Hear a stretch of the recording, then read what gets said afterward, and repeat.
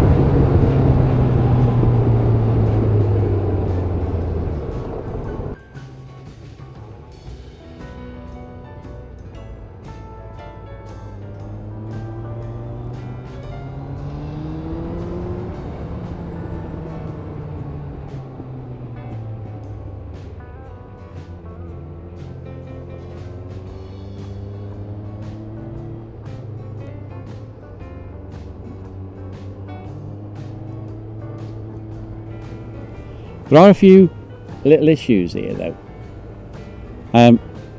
My Hero 10, the whole day's footage for today was corrupt. So you've not seen any of that yet, and you're not going to see any of it now. The GoPro Max, the footage from now, basically, onwards, was also corrupt. So you're not going to see any of that. That just leaves the 3 drift cameras. The rear one, that packed up just as we were leaving the garage, so you're not going to see any of that either. Then the one on the front, on the fairing, that lasted about 15-20 minutes or so. So that will eventually run out. The only one that lasted all the way to the next stop was the helmet camera. So you're going to find yourself pretty much with just helmet camera from here on in, more or less. Now, when these things happen, I kind of think, could I have done something about it? And to some extent, probably I could. But it's kind of... I try to set all of these things up in such a way that I can just enjoy riding the bike, and the cameras look after themselves. It's the reason why there's no remote controls on this bike for the cameras. I don't want to be sort of riding along thinking, firstly, oh, I think I should video this. Pressing a remote control, looking at the camera, is it recording? Is it not? Why is it not recording? Let's try it again. Do I need to stop and fix it? I don't want any of that. When I had just a drift camera and I controlled it with just the one remote control, one of the things that I noticed, it would flash green when the camera wasn't recording, and the LEDs would flash red when it was, but they flash, say, 1 per second, so it's on for a second, off for a second, on for a second, off for a second, and I can't take my eyes off the road for a whole second while I wait for them to change, so I'll be glancing, and it meant I was glancing all the time until I saw one colour flash, and then I knew the status of the camera. But it meant my concentration wasn't on the road. I don't really like that very much, if you want the truth. And it's the reason why I switch the cameras on and leave them on and just ride the bike. And it's kind of like, it has its issues. When I try to do a live feed for the first time with the Hero 10, got it all working, press the record button and off I went. When I looked back on the video that had been actually live fed, it did about 60 seconds worth. I didn't know that had happened until about 20 minutes later, when I pulled over into a lay-by to sort of switch everything off, and then I discovered the camera itself had switched itself off.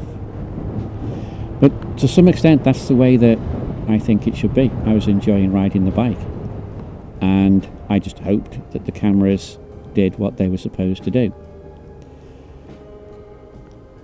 First thing I do every morning with these cameras, I check to make sure it's got a fully charged battery in it. I make sure it's got enough space on the SD card.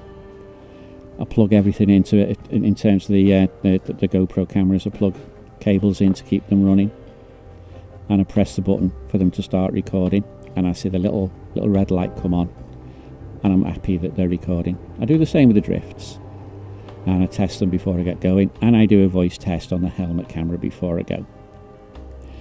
After that, it's up to the cameras whether they work or not. I just want to ride the bike.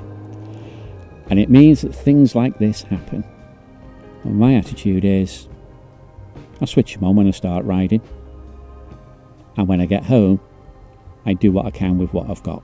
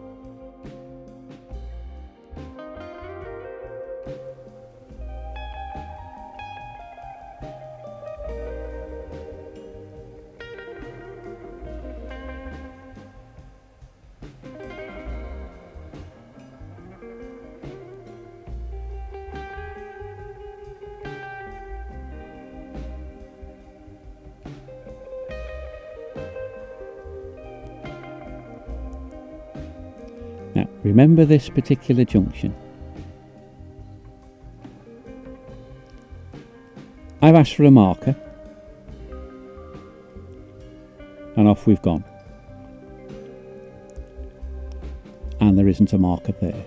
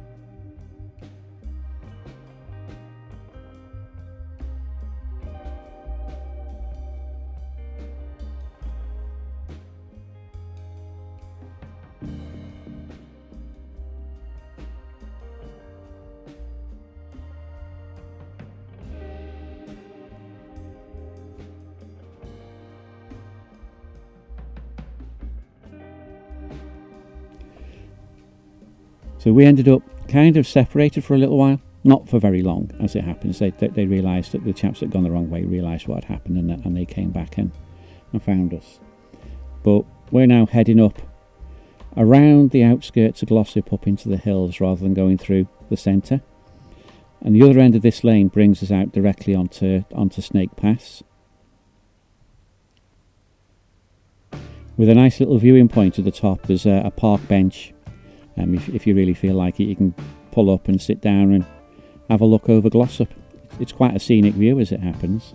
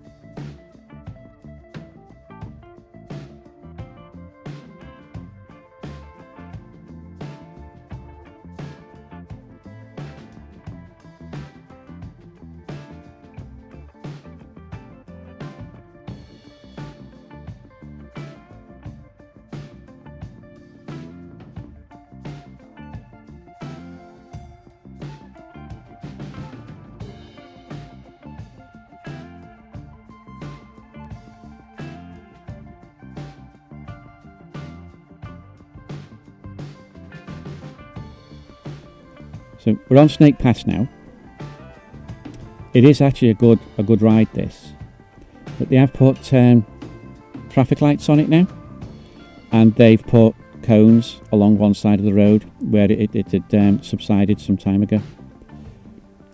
It means you can't ride quite the same as you used to, because you never know when you're going to come around a corner and find a set of traffic lights on red. So you just have to sort of take it easy a little bit. It is actually, as it happens, still a good ride.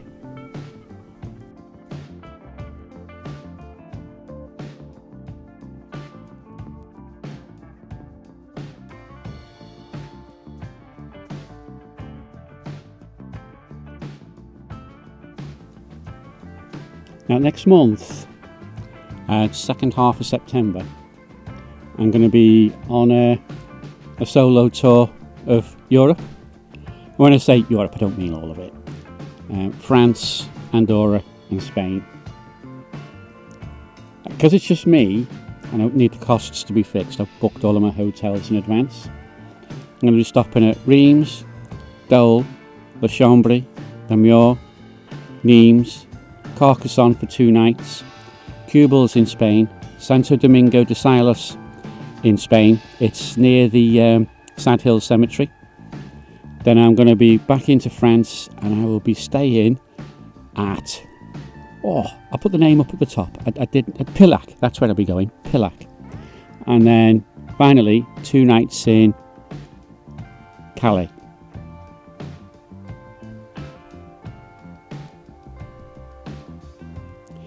Now the original plan for this, when I set it all up a couple of years ago, was to be away in Spain and France and Andorra for 17 days. But for various reasons I've had to shorten it down to 12 days, which means I have to do a fair few miles on some days. The first day to Reims will be about 450. To Doles won't be too bad, it'll be 210 miles on national roads. Getting to Le Chambry, I'm going to have to do a fair bit of motorway. About half of it will be motorway, just to make sure I arrive at my hotel on time. Namur won't be hotel. It's not a particularly long ride that day. and then getting to Nîmes, I'll get as far as Dean and maybe another 20 miles without having to touch motorway. And then from Nîmes to Carcassonne, no motorway at all. And no motorway at all from Carcassonne to Cubelles, just be going through Andorra. And then no motorway at all to get Santo Domingo de Silos. And then the next day I got 150 miles on ordinary road and then about 200 miles on motorway. And then the last day to get to Calais, 480 miles, and all of that's going to be pretty much motorway. I think the first 60 miles are not, but they're on A roads or dual carriageway. The reason I'm stopping at Carcassonne is I want to go and visit the castle. I've wanted to go and see that for years. And the reason I'm staying 2 nights in Calais is because I found a restaurant that serves a massive platter of seafood. It's about 80 quid, but you get a lobster, you get a crab, you get oysters, cockles, you get all kinds, different kinds of snail. I like snail. And then you get prawns, from the gigantic things all the way down to the ones that are not much bigger than a plankton. Pillac will be a little bit unusual. I'm going to be staying in a romantic tent with a platform outside to sit on and watch the sunset. I like the idea of that. I don't think anybody needs to worry about romance. You know what I mean? Be on my own. Romance takes 2 people. But I'm also looking forward to riding from Lamiaux round a big lake, then up over the mountains to get into Dean, and I'm looking forward to some good roads around there. On the way to Le Chambray, you're looking at Bourg Saint-Maurice. Some good mountain roads there, really good by the looks of it. And then from Le Chambray to Lamiaux, again, there's some good mountain roads I'm looking forward to. I am going to be kind of cautious. I have found myself alone on the continent before, and it's a little bit unnerving. To be fair, those occasions have usually been unplanned, so I wasn't prepared for the experience. This time I am prepared for it, so I imagine it'll be a little bit different, but still scary.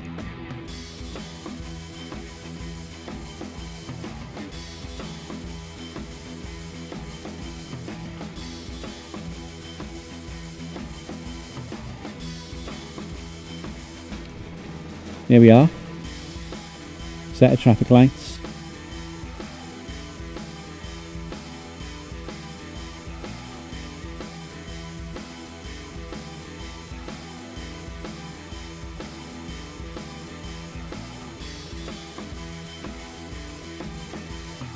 I've just finished reading a book called Meat, a Benign Extravagance by a chap called Simon Fairlie.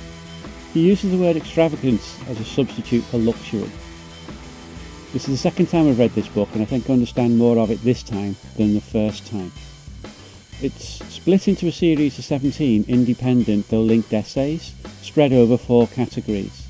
The initial chapters are a collection of essays about animal land use and efficiency in the production of meat. This was the first time I met the idea that it's possible to define efficiency in a way that isn't about me picking out the best way to meet my nutritional needs from supermarket shelves. Rather, efficiency can be described in the process used to produce the food we eat before it gets to the supermarket shelves. That was an idea I'd not really met before. When I'm shopping for my tea, I know a steak gives me all the protein I need, along with all the amino acids my body needs to use those proteins. And no vegetable on its own can do that. Of course, I'm also aware that meat contains no fibre or carbohydrates. Vegetables provide those. I eat vegetables too. For most of us, my version is the one that prevails. However, vegans point out that it takes 10 kilograms of plant material fed to an animal to produce 1 kilogram of meat, and they claim it would be more efficient for us to eat those vegetables directly and cut out the animals, which means eating no meat. Fairlie points out that other food products are inefficient, including strawberries, baby sweet corn, tea, coffee and chocolate. They're not even staples, but we don't complain about inefficiencies in their production. Fairlie goes on to demonstrate that the quoted 10-to-1 ratio relates only to beef. Not all animals have conversion rates anything like as bad as this. He also goes on to explain that there are areas of land that cannot be put over to animal farming. These areas usually comprise of things like clover and grass that we just can't eat. However, cows are excellent at converting this grass that we can't eat into beef, something we can eat. Similarly, pigs can be raised on scraps that we will not eat. And he calls the meat from these sources default meat, and it's free from the usual inefficient conversion ratios quoted by vegans. As much as he says some vegan arguments are quite strong, he thinks they only work in a simple world, and the world is not as simple as the vegan argument might imply. For example, he talked about an experiment carried out in the 1960s by a man called Robert Payne. He removed one predator starfish from a seashore environment and monitored what happened. A year later, there were only 7 of the original 15 species of starfish left, and he presumes this was because prey starfish populations grew rapidly in the absence of predator starfish. The result was those that could move left, those that could not died. This deterioration of the natural environment when a predator is removed was confirmed by other anthropologists studying the creation of African nature reserves. They observed that prior to the formation of the nature reserve, riverbanks were covered in vegetation, people hunted and chased away wild animals at night with drums and gunfire. The formation of the national parks meant humans, an apex predator, were removed from the area. Within a few years, the park environment had deteriorated and riverbanks were denuded of vegetation by the actions of prey animals. Fairlie argues that one technique for controlling prey numbers whilst managing these parks is to carry out regular culls. And if you're going to cull animal populations, you might as well eat them, which goes against the vegan ethos. Another solution might be to fence off whole areas to be left to nature. This will mean removing human beings from nature altogether. Now there's a sense here where Fairlie seems to become less enamoured of the vegan case. This is most likely because he sees the solution to UK food independence to be a patchwork of local communities that produce all their needs within a small area. Some of these may be vegan, where the local environment may be better suited to that diet. However, other areas of the country would be omnivore, based on the use of animals for production, agriculture and food. This was a book full of interesting details and new perspectives. I like the idea that animals in poorer areas can act as a hedge against crop failure. I think I will read it again, most likely dipping in and out of the chapters.